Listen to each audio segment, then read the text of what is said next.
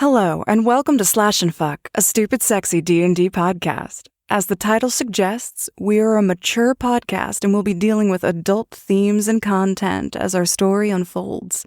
Since you're here, I want to thank you for starting this journey with us, and we hope you enjoy your stay. So without further ado, let's slip into something a little more comfortable.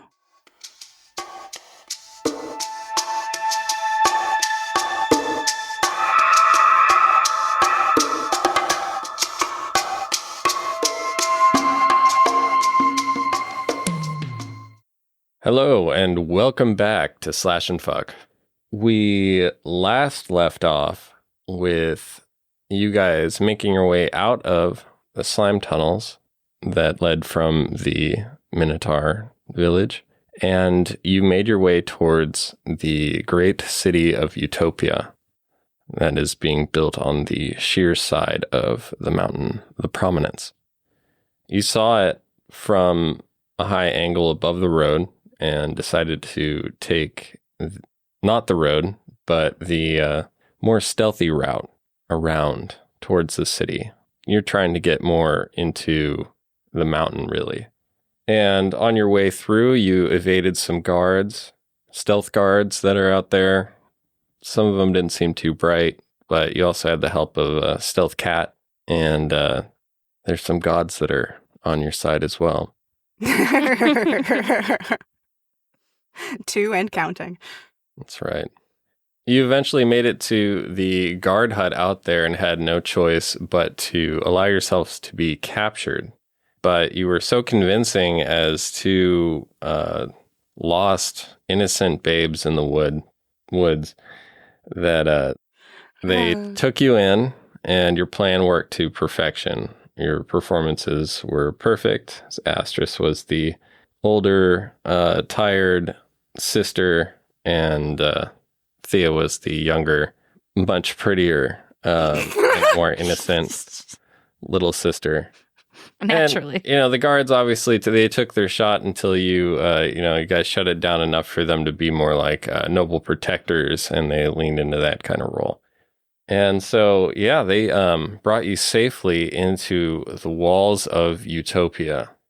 And an imposing sight. You got checked in through a side gate and were directed to the convent, where upon the door opening, Astris recognized what seems to be some authority within the convent. Her old friend, Francesca. Gasp. God. The sapphic intrigue! All right, yeah, and as we left off, she was looking down her nose at the 2 new young potential recruits, and her gaze lands on Astris, and her demeanor changes subtly. There is a brief look of shock and recognition in her eyes as they widen for a moment before darting around, looking in every direction, and then pulling both of you inside very quickly, kind of like she was grabbing a bunch of laundry out of something, and it was faster than you realize. Like, her hands are super fast and you were moving. Were they soft? Yeah, they were very soft. But yeah, it was very insistent, and it's like she's done this with girls a million times, but she got you through the door immediately, and the door is closed. You're facing her. She looks pensive. You can hear the ticking of a grandfather clock somewhere in this dark room. You know that there are vaulted ceilings just from the echoes and the shadows, and the only light is a candle that is on the side of the door there, and you can see half of the mother Francesca's face. For once in her life, Thea's not going to fucking say anything. Astris, you're probably a little shocked. Are you trying to hide how you're looking or feeling here at this moment? Or are you just kind of... Yeah, I'm not going to give anything away. I'm still stealthed. actually, we're Right, yeah. totally in disguise Weird, She here. can't see me. But also I think you mentioned the vaulted ceilings, and like this is a place where sound is built to carry. You're not meant to have secrets. So Built by narcs are us. yeah, do not acknowledge is like the game. Like it's all in the eyes, right? Like I think I saw that she saw that she recognized, but yeah. Okay. You both stay perfectly silent as you hear the ticking of the clock echoing through this almost impossibly loud, almost like it's set up to really put you on edge standing in this room. And she keeps looking back and forth, and for a little bit she looks at Thea, and one eyebrow arches after looks like she scans you a little bit up and down, up and down. She likes what she sees. Yeah, she definitely sees you. Oh Christ. And her eyes drift back over to Astris, and Astris is playing the silent game, and there's the very subtlest of nods, and she goes walking between you and walking down a corridor, and it looks like she expects you to follow. I kind of like, since we're playing the like long, meaningful like glances game, I'm going to look at Astris and then like flick my eyes back at her. Like, are we following? Are we going? Yeah, I'll lead. I'll follow since I'm the big sister. Big sis, Yeah. lead me. And yeah, I'll give a little shrug as we go, and then give her a little signal of finger over the lips and follow her. Yeah. Before she had walked between you, she had grabbed the candle and brought it with her. So there is a bit of light ahead. It's not just the sound of her flowing robes that you have to follow. Spooky. But she does walk swiftly. You feel like children walking in the wake of a mother, a grown-up, and you're all grown-ups here. But she is taller than you. You remember she was taller then. But now, with her outfit, her station, her mannerisms, she has a very imposing demeanor and aura. Feels like the church vintage. I hate this.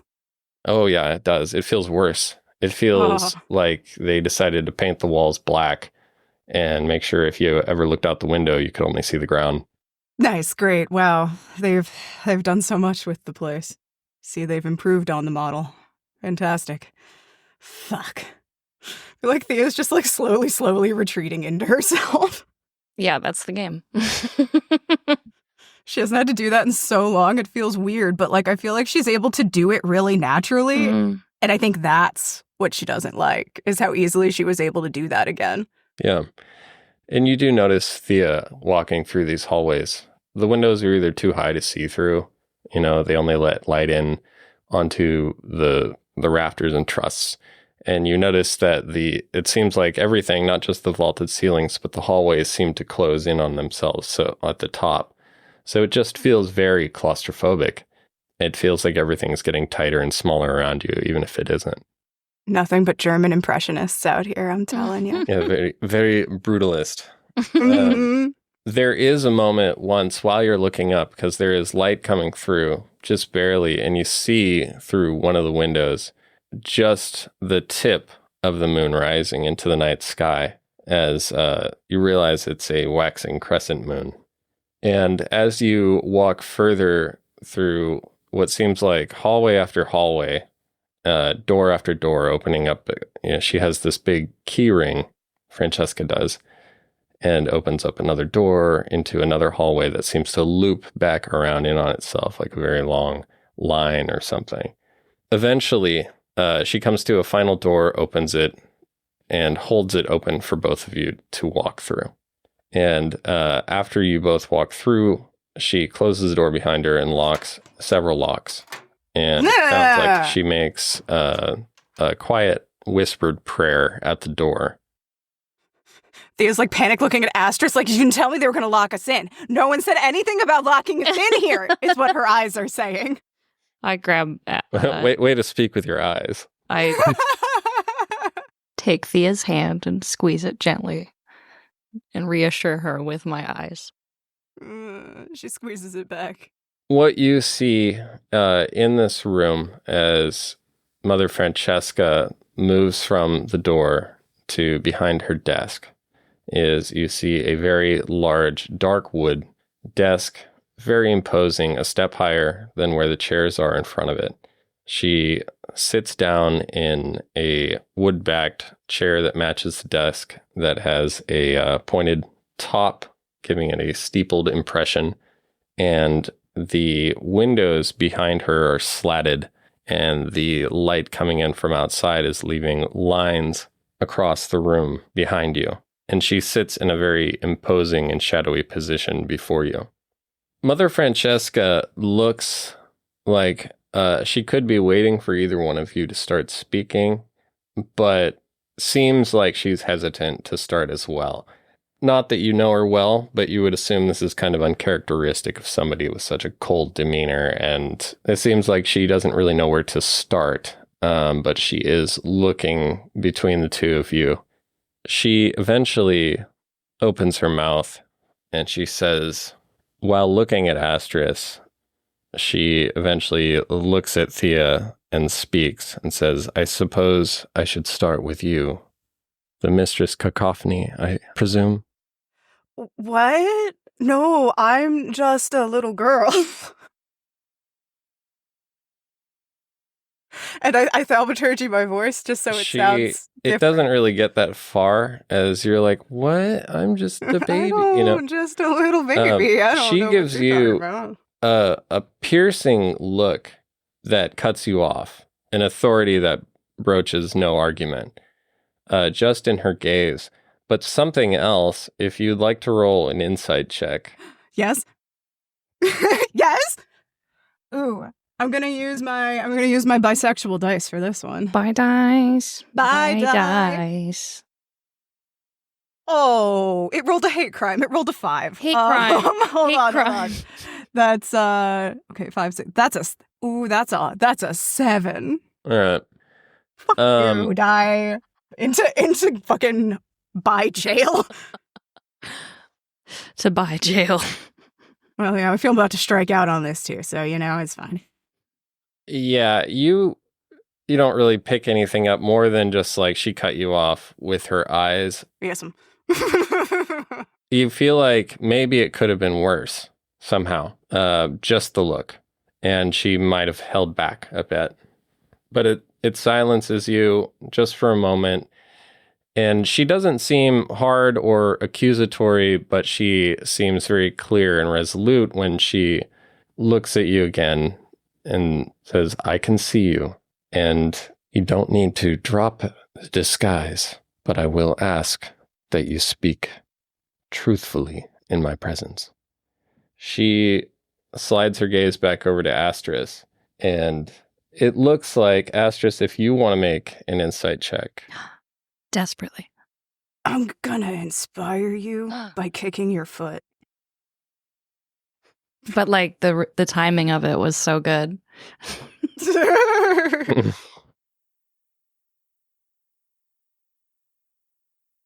Oh, wait, are we still holding hands? I can squeeze your hand in a rhythm then.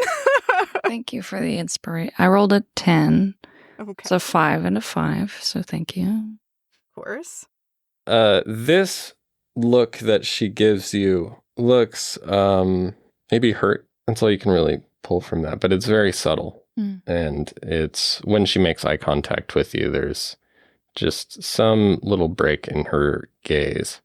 I feel ashamed, but like not like how the church makes you feel ashamed. I feel like sad, like there's a misconnection there, you know what I mean? Like all the circumstances, it's like, damn. She says, less a question, more of a statement. You live. As do you. She looks like she's kind of uncomfortable. Like there's some competing things in her head.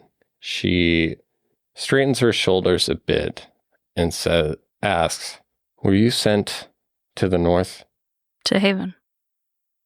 Were you trained to become a paladin?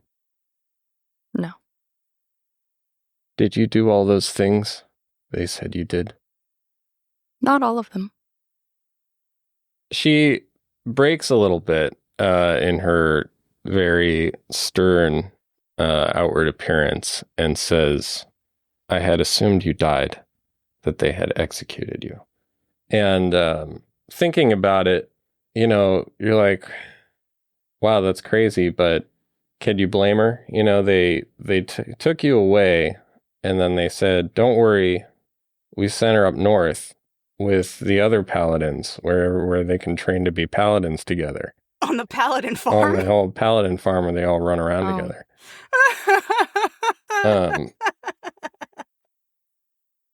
What became of you?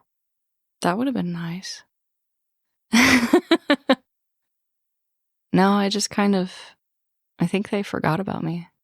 There's been so many stories told. Many of them lies, I know it. I will speak plainly. Ever since they took you, I haven't trusted the Covenant as much as I did before. I still went through with everything. They sent me to the convent as punishment, and here I sit.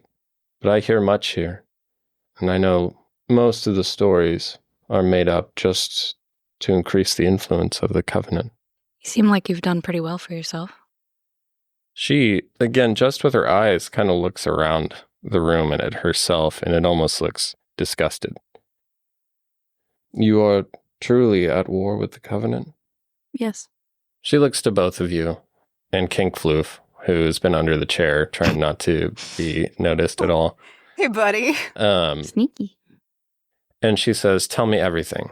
And she sits back and listens to what you're willing to tell her about what happened to you, Astris, from when you went from Dawn's Light to Haven, and then especially when Thea and Astris met and the Day of Deceit was founded. So however much you want to tell her, however honest you wish to be, I'll just say that you guys spend some time talking about that and letting her know your side of things. It is truly one way. She's not giving you much. That what I told you just now is about as much as she gave you. But she seems like she's truly listening, and it doesn't seem like she's judging more as she's calculating with everything that you say. I mean, I'd be completely truthful up to Thea and me meeting, in so much that we were separated. They told me several things about what had happened to you, that you're tainted, sick, put away, anything. I didn't know what happened, and that I'd be punished and retrieved at some point. And it just became like this indefinite thing, much like the patrols, and the work. And yeah, I think I got kind of lost in that as well. But I met Thea there, and Thea waves.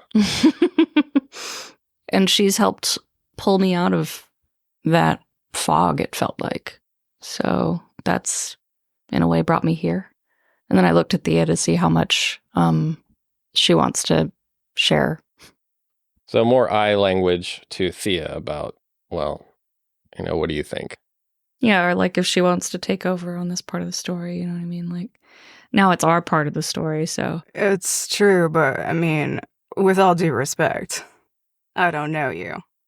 Yeah, that's fair. And some crazy series of circumstances brought us here. I feel like more than that is like, and I don't want to. Well, she'll, during this conversation, she knows that there's going to be some evasion. Doesn't want to know all the details really, but when you do become a little evasive, especially around the Day of Deceit, she says, okay, and she pulls out a scroll and unrolls it. Oh, cool. And starts asking if you were responsible for these crimes, and you weren't because you were in Fairyland for 10 years. She up until the ones that you were responsible for, and some that you were kind of Grand Theft Cart. You're like maybe, you know. Yeah. A lot of the Grand Theft Cart, all that stuff, highly embellished. So you're like, well, yeah, but not really, Yeah, you know. Yeah, propaganda, but It was a horse. Like, but after, I mean, this was a while. She goes listing all the things that you're accused for, and they're horrific. They said I did what? Yeah. And, you know, all the way yuck. from Ew. orphanage disgusting. burning, you know, all kinds of the craziest stuff that No. you could come up with. Not like that. No. Yeah. God, no. And so it does get to the point where you're like, okay, yeah, but it was almost 10 years exactly to the day of deceit, which you can tell she noticed and is maybe angling for where you've been. That's not a question I can answer because it doesn't make sense to me. So I can. It doesn't make sense to me.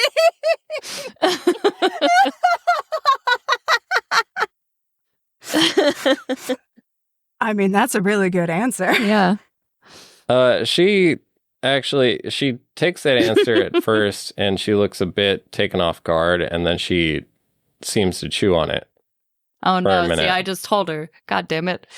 You And didn't tell her. You just she said just what it kind is. of- Well, she in first. She in first. Yeah, She nods fair. a bit. And looking back at Thea, she says, "You've obviously made your promises and your connections with the Fae of the North. I do not judge, but it is quite apparent to me and will be apparent to others. Yeah, I suspected as much. Astris, you, I don't know. What are you aligned with?" Astris bites her lip. Thea's definitely not grinning. Thea's not slowly making some popcorn.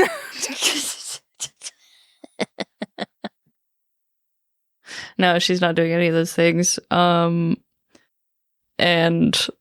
well, you know, I don't know if I want to tell her. God, I'm embarrassed. King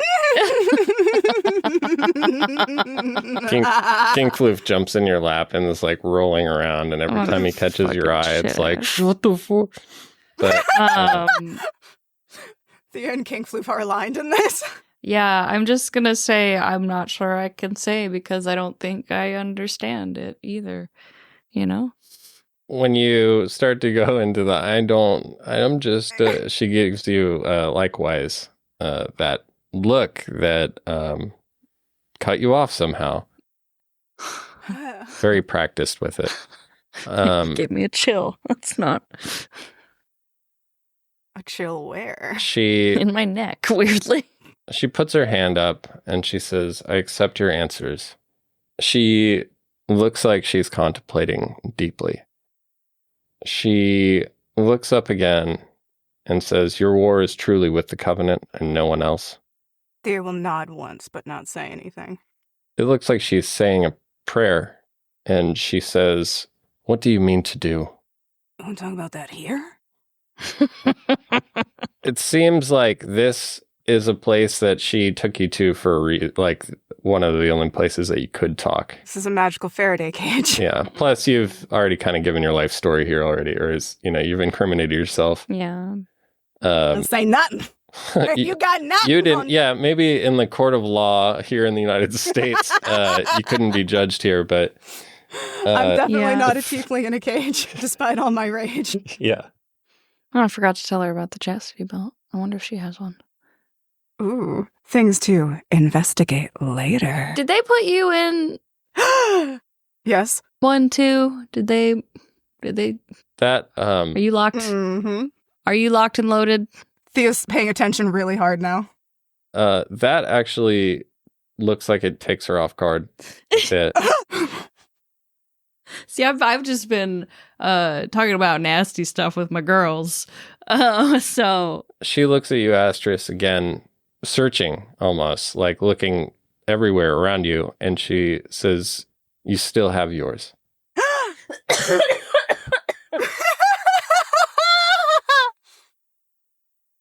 yeah, like in a closet at home. Like, Sentimentally, totally. She shakes her head softly and says, I didn't know. Those are used as a short-term punishment or to keep a dangerous spellcaster from... They fucking forgot all about me, didn't they? She just said that your pussy is a magical spellcaster. What? Listen. Oh, I just thought they forgot to take it off. Well, seems like they did. Okay. Maybe. Magic pussy. Magic pussy. I'd choose magic pussy. She says, We'll never know. those they wish to keep in line, they keep them in as long as they please. And she adjusts subtly in her chair. She says to you, if it is your wish to take apart the covenant of purity, skin to bone, Yes, ma'am. I mean to help you. I know where they keeps the keys. And she looks at Astris. Can I insight check for I just want to see if I can for official, just to see if Yeah. she's just trying to get the information or if she's being genuine. Right. 6.5. 6 Roll and the a half. buy die again. What's 6.5. Is that what you said? Dicks and a half. I mean, it was a 6. Yeah, that's an 8. My almighty 8. Well, if you didn't know any better, she seemed really genuine to you. Oh wow, just so wow.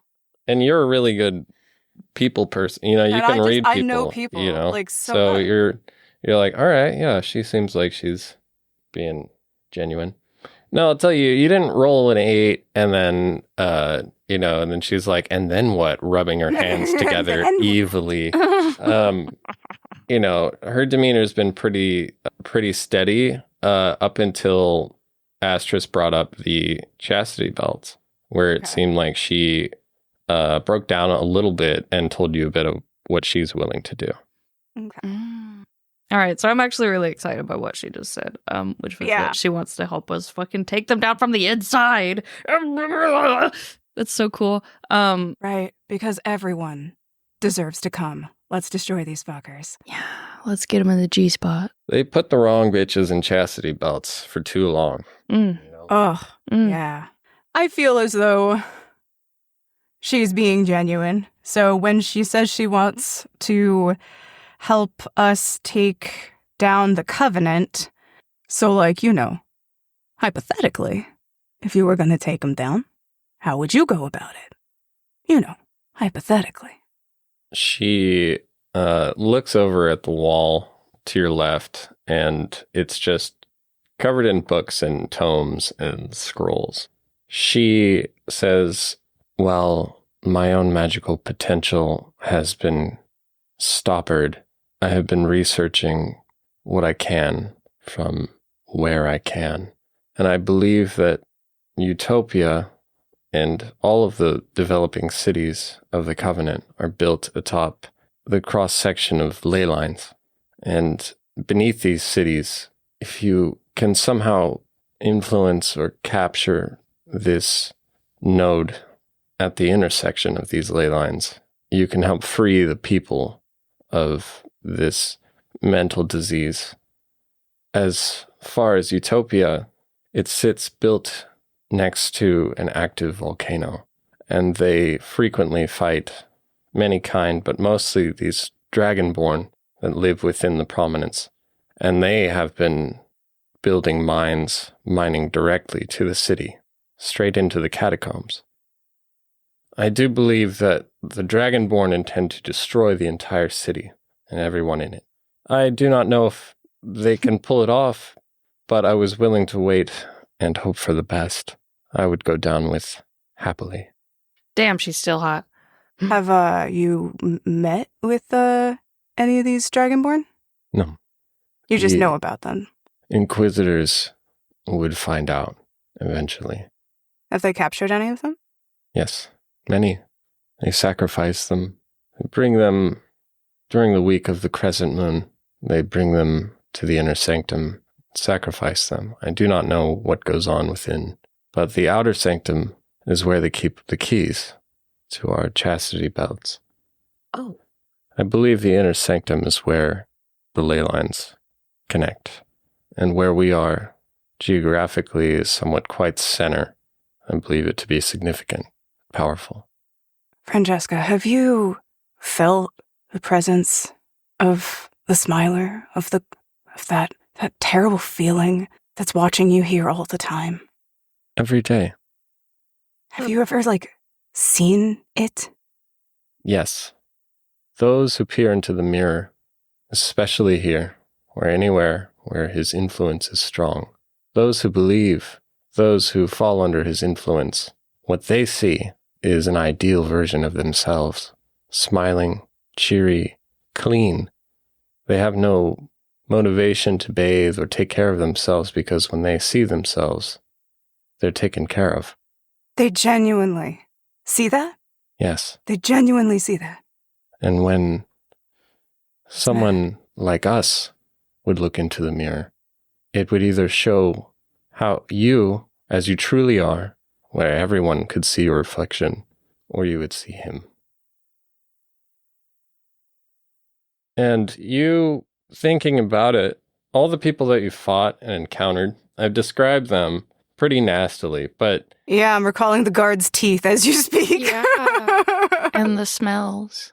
Yeah. But it does seem, now that you're thinking about it, that they have gotten worse every time, as time has gone on, every time you've encountered them, they're just grosser. So what I'm hearing is we all smell too nice.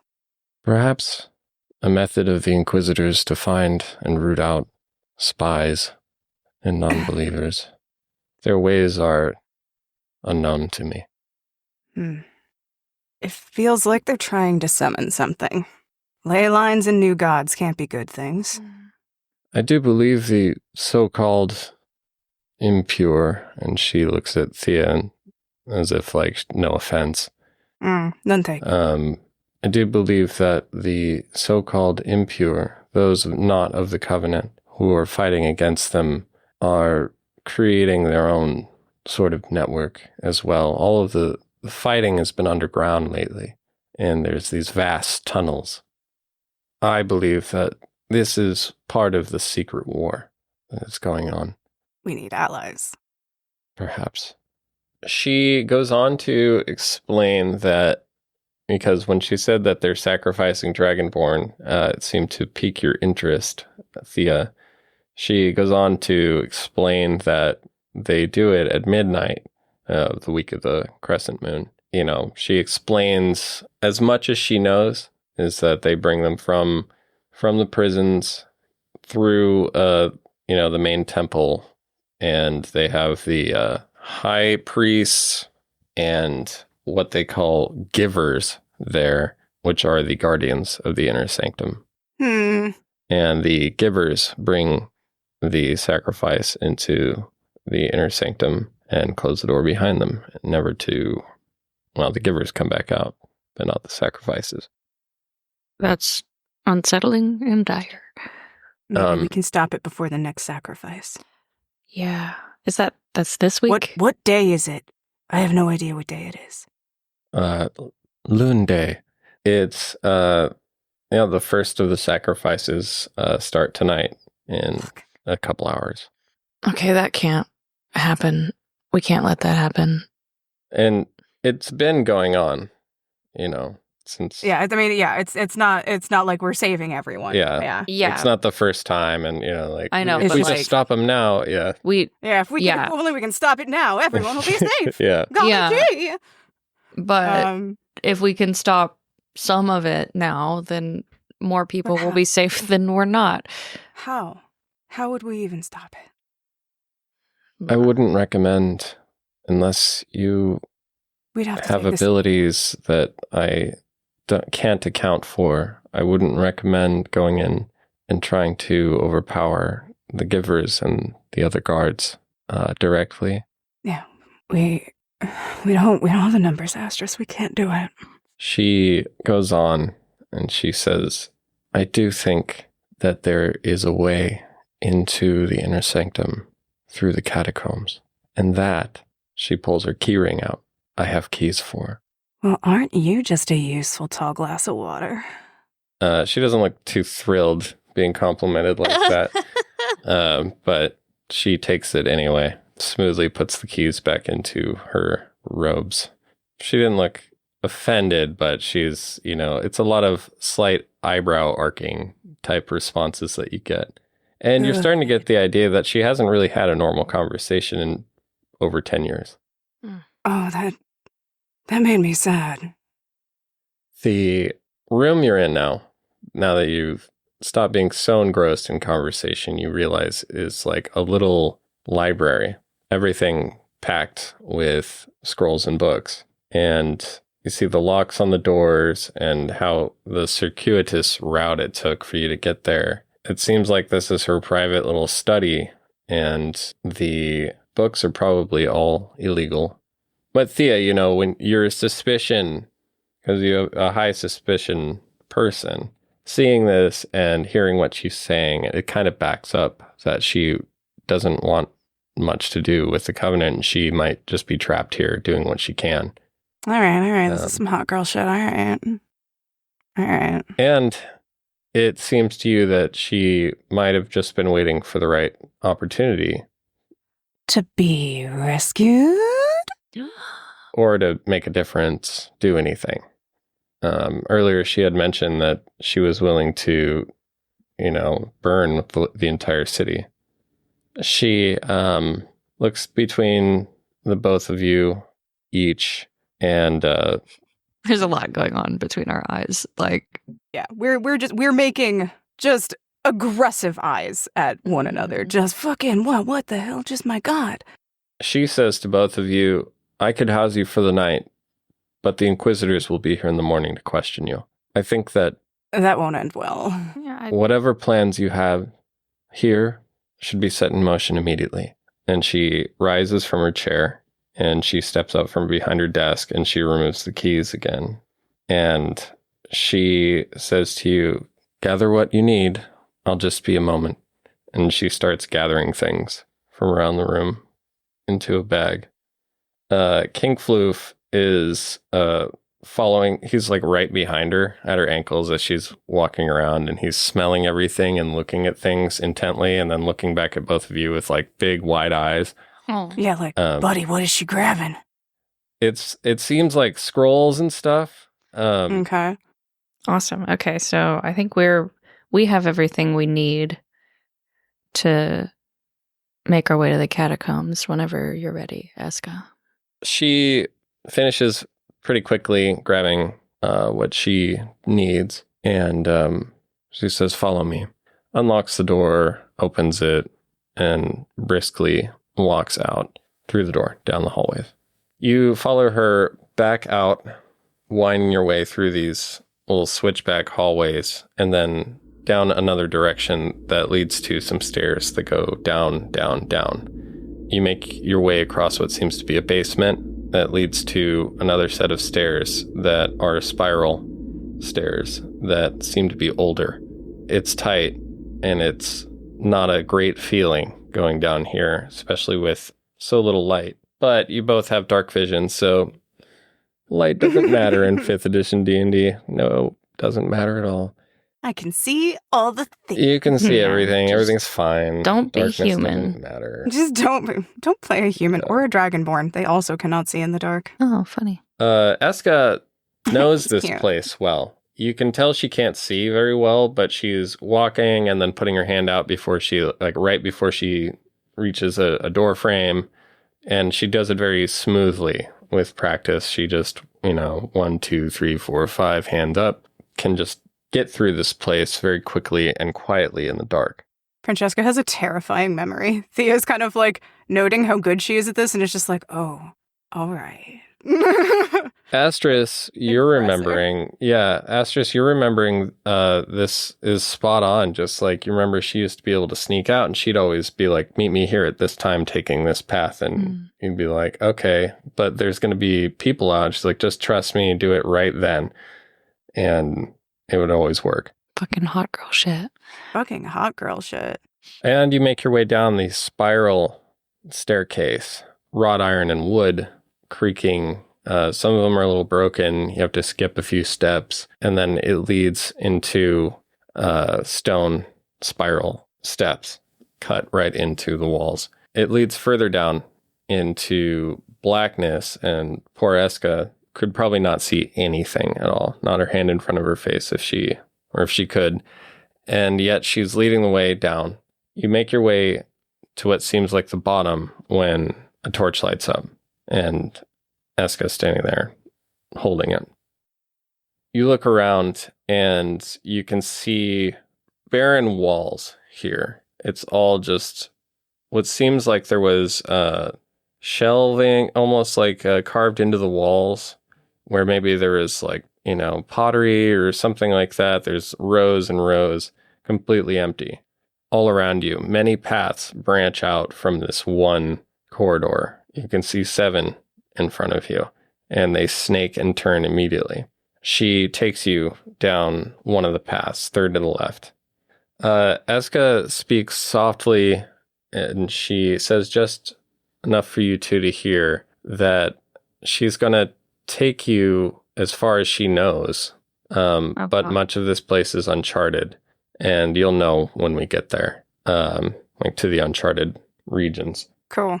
So you keep walking, you keep taking different paths, some that seem to go back and seem the opposite direction that you should be going, but eventually switches back.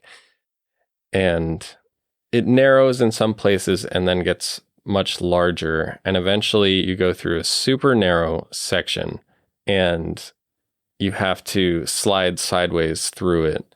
And it opens up to a very large room where you see where all of those cubbies and shelves and everything built straight into the stone aren't empty here, but they're lined with skulls. And they're lined with skulls of dozens.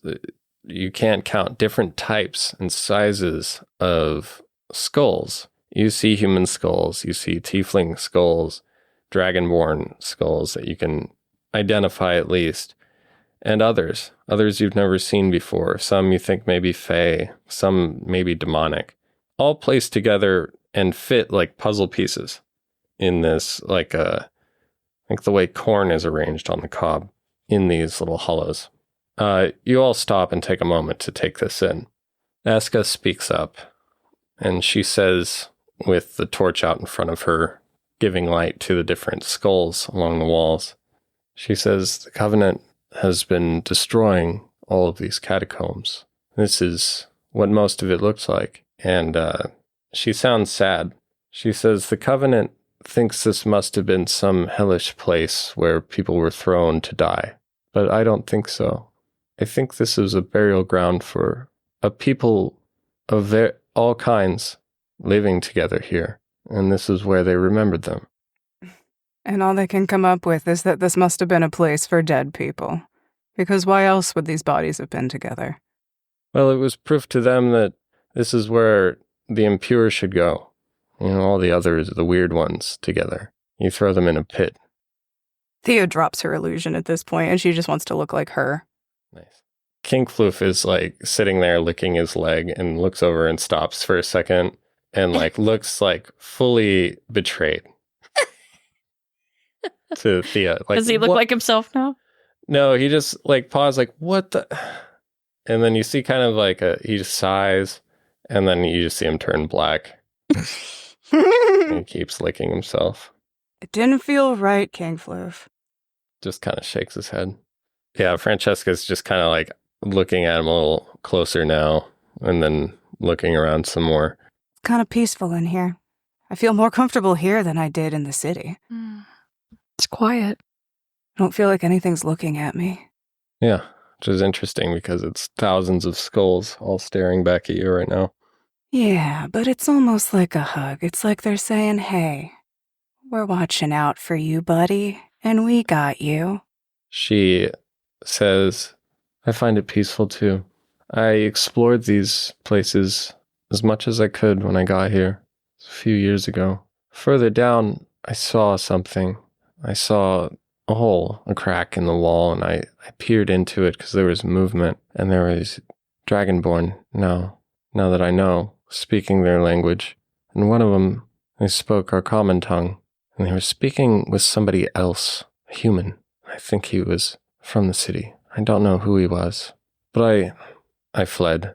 I ran when I saw it. I didn't know, but it gave me the idea that there was planning going on and access here, and just how close they are and have been.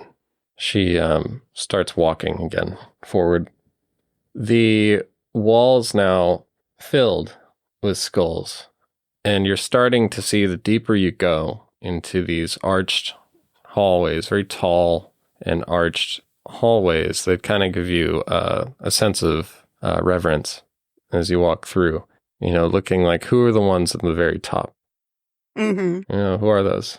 Are they most honored or what? And as you look at the ones at the top and as you go deeper, you start to notice there's little knickknacks or things that have, expired with time and age, but these parts haven't been fully cleared.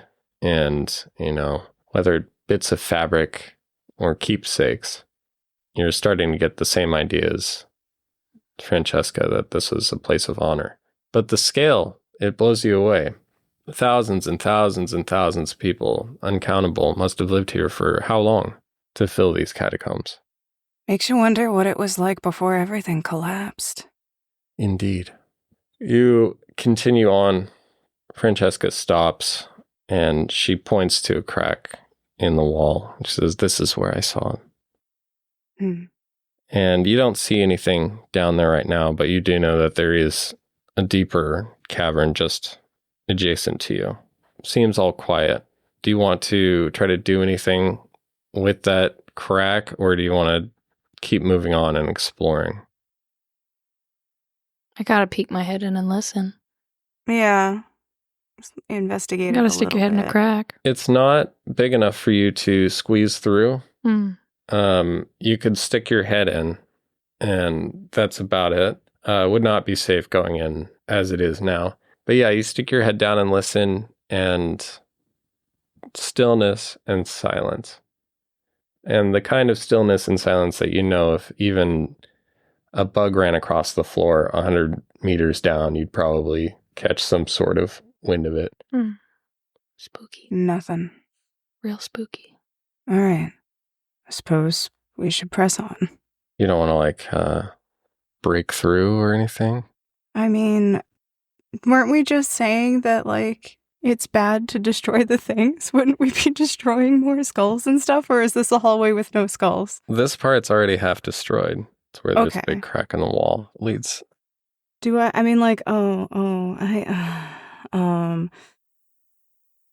She, Francesca... I'm hesitant to make a really loud noise, is the thing. Totally. Francesca says that she doesn't know much further beyond this, so we would be exploring and wandering. She thinks that she might be able to find a way down into there, but, not for sure. So, I can technically get us through this hole, right? It will be loud, and it will mean that anyone else who comes looking around here will also be able to get through that hole. Mm-hmm. Unless I maybe cause a cave-in. But another one.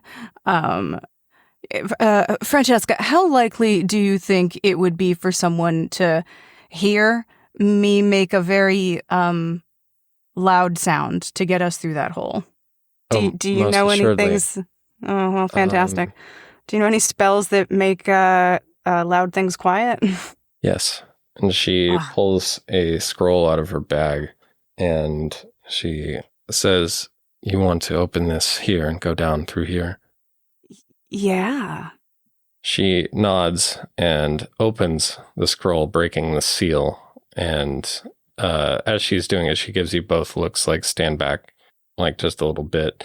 And she opens the scroll and starts speaking in a language that sounds like something along the frequency of your psyche, maybe the back of your mind talking, but it's in this arcane language.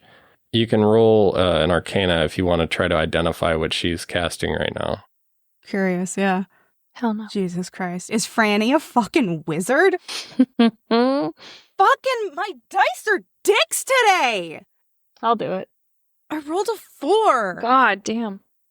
I the opposite of no. I unknew something I already knew. I rolled a Fuck fucking me. 6. That's all right. You'll find out soon enough. Her voice, stern, but not like cold like you originally thought, but firm, speaks and envelops your consciousness a bit before she suddenly stops speaking, and you realize that the silence that you were hearing before was not real silence. This is real silence. And she steps very meaningfully from one place to another, counting steps and snapping. And she points to how far it goes to. And it seems like it's this zone that is completely silent. Hot girl shit. Hot girl shit. We're in the thing so she can't hear, but Thea's just like, oh my god, how are you the most fucking useful person I have found yet? How the fuck do you have everything I need in your ass? I Like, love what her. the fuck, bitch? But she can't hear any of it. She just sees Thea's mouth going, I don't know. She might be able to lip read. Yeah, I'm like, you know what? At this point, I would not put it past her. She could speak pig Latin. Jesus. oh, I love her. Right. She nods at you once you're done saying what you're saying, and gives you the go-ahead to cast whatever spell you need to. I think what will work is I would like to, if I'm still if I'm still packing some of that special magic sauce from earlier. Could I use? Yeah. Do I still have a gift? Yes, you do. You have that vial of goo that you could take a shot of. I have the vial, but do I still do? Oh, do you still have the empowerment? Am I still carrying from Jax? Oh, you never used it. Do I have Jax's gift? Yeah, you do. Okay, Jax's Sick. I would like gift. to use Jax's gift. While I still have it up there. Been Right. rocking. What color is the Not need the whole time. We'll go with how long you can possibly get, like how long it lasts in the human body already. I think it's like 3 days or 7 days, or I don't know. We'll go with 3 days word. or something like like a that. creepy long amount of time. So I would like to use Jax's little power up, his buff, if you will, and sort of, I don't know, just sort of help it like really concentrate to like make the Eldritch Blast like structured and like straight on, less catastrophic and crumbly and more like focused, like a ray, like a beam. Or something, like sort of just make it like a less chaotic whole with like nothing that'll like tumble down and like collapse. Okay. It would either be a careful spell or a conceal type spell. These 3.5 things, Grandpa? No. These are Okay. These are 5e meta magic abilities. Sorcerer. Oh, Sorcery fucking point stuff. Sork shit. Yeah, so that's Sorks are fucky. Yeah, I'm going to say you can do it. You're just being laser focused with your power. Okay. Instead of, say, maximizing or twin powering or empowering and that kind of thing, which you can, you're going to focus that power into one little, like, plasma blast and try to do as little, what's that other? Like collateral damage. Collateral damage. Collateral. Yeah. Collateral damage. Collateral damage. Damage. So, as you walk to your spot, you find your target and you start to cast your spell. Your eyes alight white and then start to glow green, and they throb green and white and green and white, and you feel almost kind of like ticklish in this giddy way, and you hear laughing, and it's your attendants laughing in the background. Girls. And you can feel Oberon's breath on the back of your neck, and you feel his hands pulling your dress up and undoing everything and then putting something else onto you. And then there's squeals and laughter as, little bits of you get shown and covered again. And the light that's throbbing green and white goes faster and faster and turns into this solid beam that shoots out of your hands. In just a fraction of a second, the cavern is lit, and like the sun had just risen in there. Cool. And it's dark again. But now there's this perfectly spherical hole where that crevice was. Also, there's what seems to be a hole further down on the other side. Whoops! Jax was too strong, guys. You now realize that, so it's dark again and silent again, and all that laughing's gone. Like, just cut off the second that laser went. It's so cold after it's gone. You're like, oh, ha, ha, ha, ha, and you're in your, like, magic girl dress in a cave. You're like, all right. I'm overdressed. Ooh. All right. But yeah, you got the full cutscene. Using your meta magic ability with cum. So, Fuck yes! Yeah. And Oberon is pleased. So pleased. It's really like you just got done going down on him. That's how, like, he's like, oh, yeah, thank you. Atta girl. Fuck yeah, Thea. Yeah. So you did it good. Francesca walks up and looks impressed. Both of her eyebrows are raised. What, like it's hard? Both. You got both. Yeah. Ooh, what does that mean? Do I win a prize? Well, they lower, pretty quickly after that. But you did get a brief moment of surprise there and a nod of approval. And it seems like she says, shall we? And then she jumps down. And you don't hear her land because you're still in a zone of silence. But she lands and it seems like she's beckoning you down. Give a jump. All right. You guys jump down. Yeah. It's like, I'm not going to make you roll for this. It'd be stupid. Yeah. I broke my leg. Oh. Not only are Astris's rolls she can take a 10 and get this, but you've got tentacles that give you advantage on climbing. Oh, that's true. You can just And Astris can catch me. Yeah. Yeah, just for flair. Yeah, Thea, you just swing down sexily on your vine, and then she catches you. Oh, thank you, Astris. For the dismount. 10 points. See, what do you have to be jealous of? Nothing. I think we can make this a 3-way. I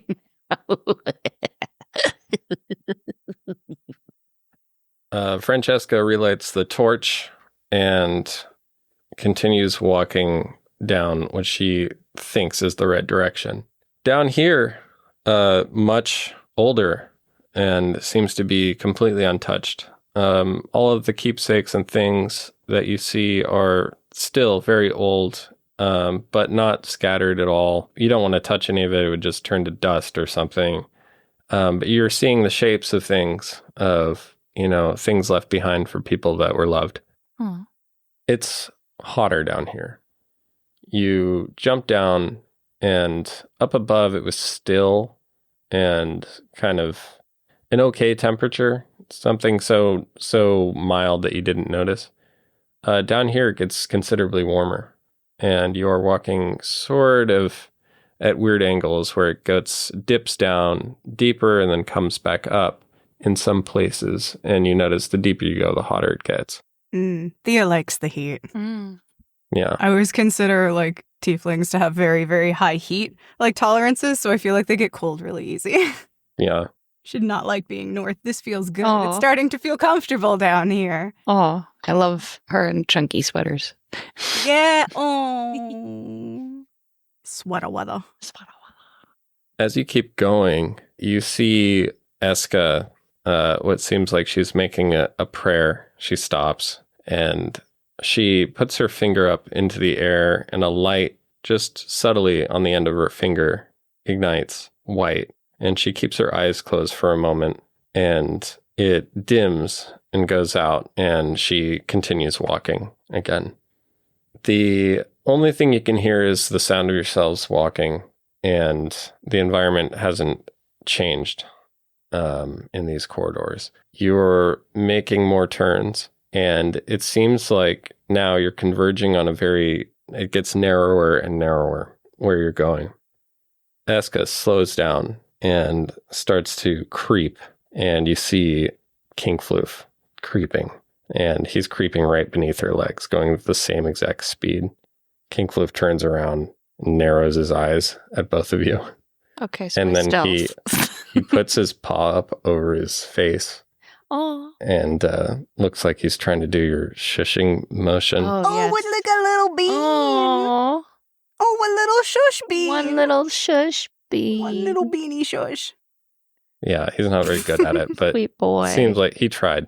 Okay. We make your Yeah, face. it's kind of like his paw goes up and all of his claws come out, and then they go back in, and he, cute. Oh, little flicks. yeah. Right. Okay, I crouch. All right, roll some stealth checks. All right. Shit. Do I use my last bardic inspiration of the day on this for you, Astris? Well, I already rolled, and it's Oh, okay. That's okay. That's okay. All right. This dice has not fucked me yet today.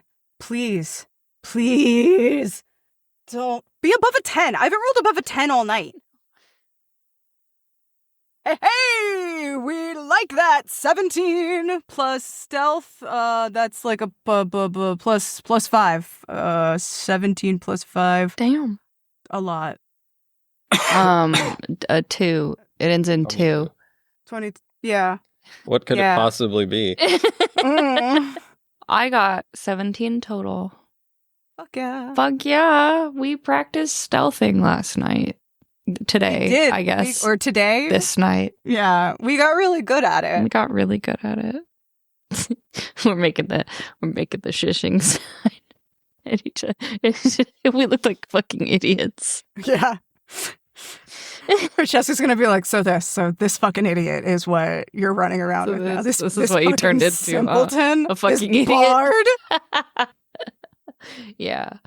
We desperately need idiot to party strumpet. up. See? So, you guys are creeping in single file, being very quiet, and you enter a circular room with what seems to be 7 exits, like along the wall where you just came from. You're out of one of them. Similar to the entrance to the catacombs, you just came out another, and there is a stone staircase that looks like it leads up. Make a perception check. Okay. Good dice be good again. Good dice be good again. I forgot to D&D in my phone. I'll D&D. Okay. Oh, shit. Net 20, baby. Ooh, nice. 12. All right. I rolled a 10. We take that. Oh, I see it all. You're looking around this room, and there are statues and artwork. And above each of the hallways that you just came out of, there seems to be markings of, in some language you don't know, some magical language or dead language. Different statues are placed in different parts above this ring. And Astris, you notice above the stairway is a very large statue that looks like it's made of marble. It's like this super realistic, monstrous, grotesque creature. It has bat-like wings. It has claws on its hands and its feet, and its face is bald with pointed ears, and it has a large, wide mouth with razor-sharp teeth, and you look up into its eyes, and its eyes, they seem bloodshot, and it starts to move. And its jaws open and distend a bit into this grotesque-looking smile, and its wings spread wide, and it roars this deep, guttural roar that vibrates your chest and through your feet, but also this high-pitched scream at the same time that hurts your ears, and your eyes water at the sound of it. Roll initiative. Oh fuck. It's like the fucking skeleton on the clock in The Last Unicorn. Unicorn! It can sing. Oh my god, yes. Unicorn! I love that movie so much. 18 total, but I saw it real good. I saw it so good. Yeah. I got 12. You didn't get surprised by it. Jesus. And because you were looking at it, you were like, hey, or something, and pointed at it, and everybody looked up at it before it could swoop down and take your heads off before you even saw it. Yeah, surprise rounds are fucking the worst. Like, it just eats you before you can do anything. So, yeah, as this thing comes to life, this gargoyle screeches, spreads its wings, and you see its crazy yellow and red eyes and gaping maw as it looks down to you. You got, what's your total? 18. 18, and you got, 12. 12. All right. It's going to be Astris who goes first. This thing is coming down to meet you. So it's not like mid-charge, but it's moving towards you, basically. Okay. So I'm kicking myself you for... you can meet it and hit it if you want to, that kind of thing. Cool. I'm kicking myself for not being ready and having my armor on and shit like that. Like, fuck. So I gotta put my armor on, do the abbreviated magical roll sequence. Right. Like, make a weird face at Eska. Like, this is it. Chains and all. Yeah.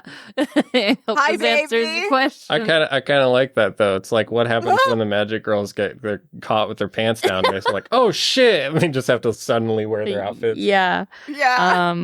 Yeah, when they have to go find a spot to change, it's so awkward.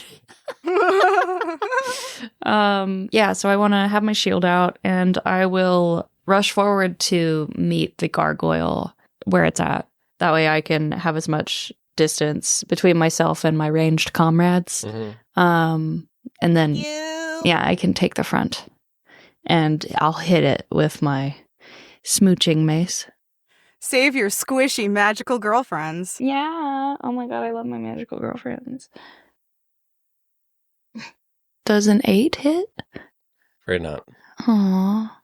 Yeah. That's okay. You're so eager, and the pressure of being cool in front of your two magical girlfriends got to you. I'm all positioning. I just need to be here in the way. Take the hits. Yeah. Yeah, I mean, you made quite a show advancing on it with your armor growing around you, pulling a shield and your mace out, and being at the center of the room. Mm. You know. Oh, I love the idea of the chains kind of putting the mace and the shield in my hands and like Ooh. equipping them for me. Mm-hmm. Yeah. I love that. Hot girl shit. Hot girl shit. Yeah, it's like the chains surrounding the handle of the mace kind of rotate over your shoulders and do this like machine-like thing where it just comes over and lands in your hand. Oh, sick. All right. Well, it is the gargoyle's turn. Yep. He's gonna do some attacking. Oh, is he? Gonna do some tacking. Gonna do some tacking. My AC is 21. Oof, nice. It's not one.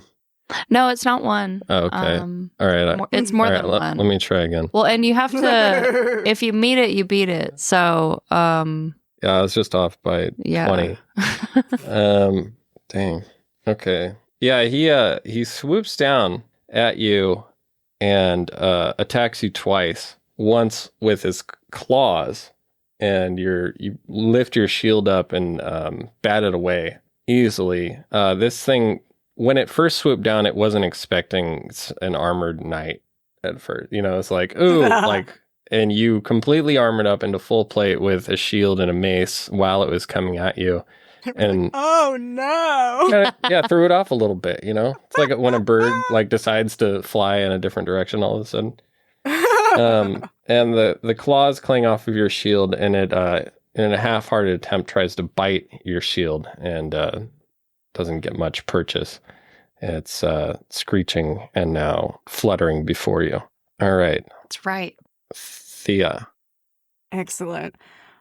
I'm going to take a few steps back, or like, where is Francesca? Is she in front of me or is she behind me? Francesca's in front of you. All right. You're all in the room. Okay, cool. I would say if you're positioning yourselves, King Floof is nowhere to be seen. Good boy. As per usual. Yeah. He slipped into that room and nobody saw him ever again. So many little places he could hide too. Who knows? Little fucker. Astris is right dead center of the room. And Eska is halfway towards center to the left of Astris, flanking her. So you can be wherever you want. Okay, cool. I'm going to be towards the back, and just so that I can have a line for Eldritch Blast that doesn't hit anyone in the head. And so then I'm going to do that. So I'm going to roll to fuck that up. Bop him. Okay, that's good. Okay, so 18 to hit. I think that hits. And since I said it out loud, then I can't take it back. Yeah, no take backs. It hits. Cool. All right. And so that's a D10 force damage plus my charisma modifier now because of agonizing blast. Yum. I mean, Ooh, nice. Okay. So that's a 7 plus 4. sweet. 11. 11? Oh, I was going to say 9. of force damage. It's all green and leafy and fuck you. Cute. Fuck you. I'm such a fan of Thea. Yeah, so you hit it square on one of its shoulders, chipping off its shoulder completely in the blast, knocking it a little around in a circle, and it looks confused and horrified for a second and stares directly at you with its mouth agape. All right. Now it is Francesca's turn. She seems to be making that similar closed-eyed prayer, and she raises her hand up, and what looks like a shield forms made of light at the palm of her hand in the air, and then she points at Thea, and the shield rushes over and embraces Thea in a warm light, and you have a +2 AC. Oh my god, I feel so strong. Can I use my reaction to wink at her? Yeah. Then Excellent. Yeah, but you can't do that again this turn. I'll wink next turn too.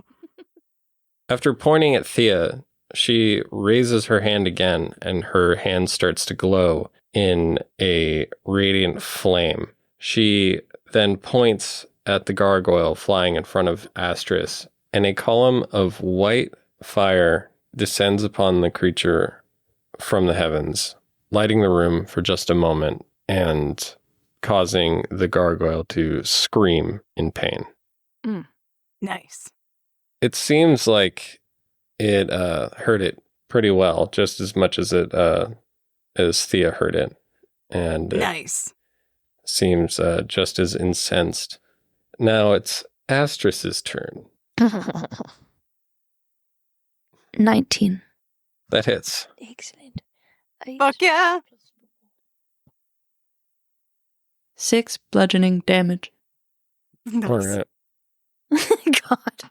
You chip away at it. It looks pretty beat up, but angry more than weakened at this point.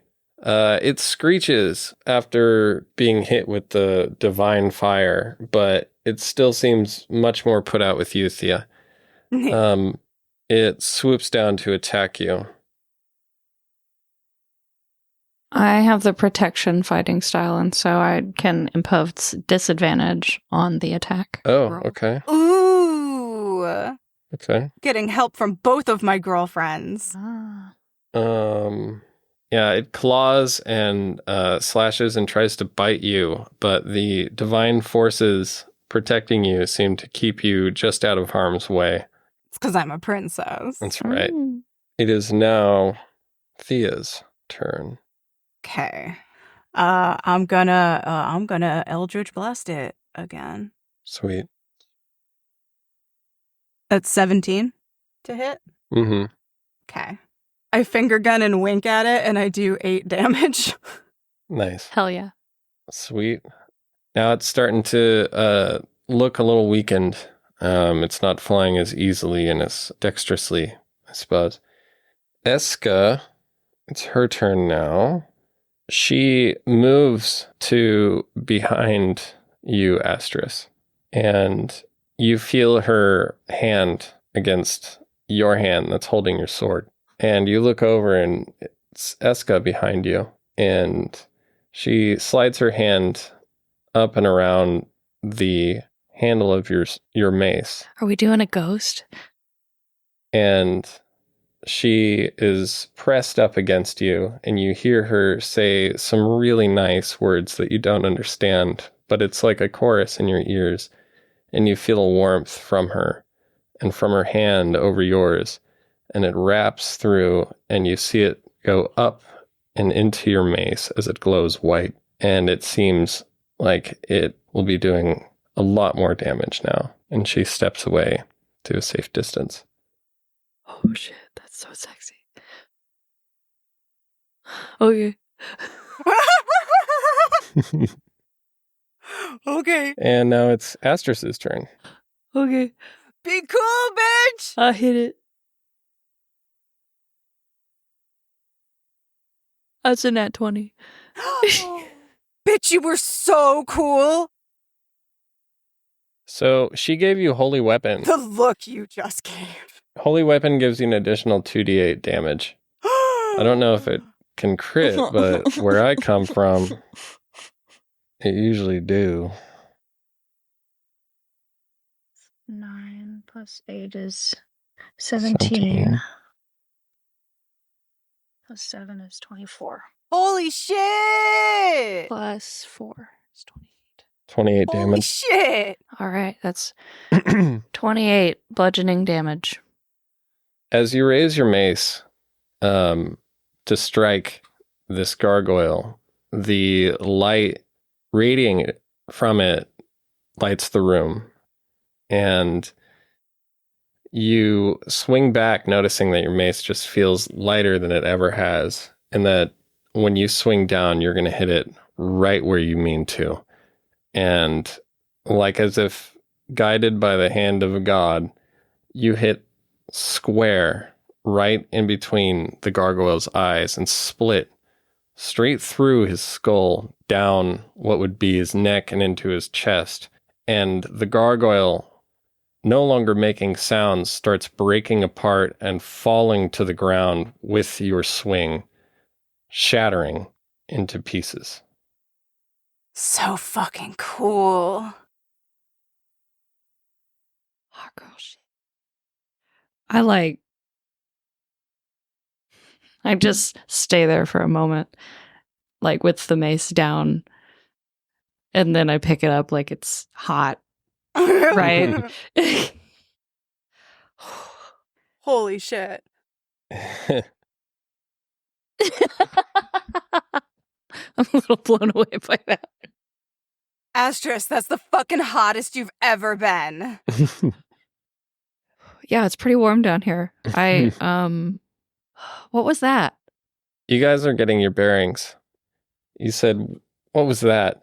And Eska, still somewhat behind you, she glides up again and says, a gift from the old gods. Oh my god, she's so fucking hot. And you hear from up the staircase screaming. Screams of rage and screams of protest. And then you hear something otherworldly screaming back. And the sound of the returning scream reminded you of the laughing man. No. And you know the inner sanctum is above. Oh. We'll end it right there. No.